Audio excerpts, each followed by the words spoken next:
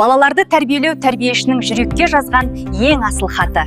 Мен Байжанова Балмекен Айтбайқызы сіздерге өз таныстыруымды ұсынамын.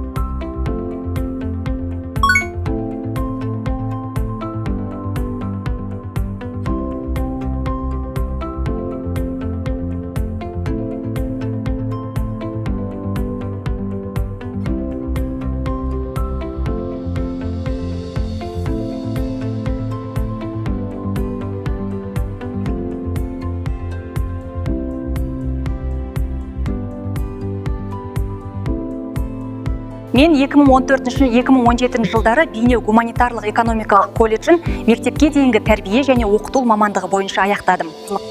Қазіргі таңда үстірт бөбек жайында тәрбиеші қызметін атқарамын. Педагогикалық еңбек өтілім 3 жыл.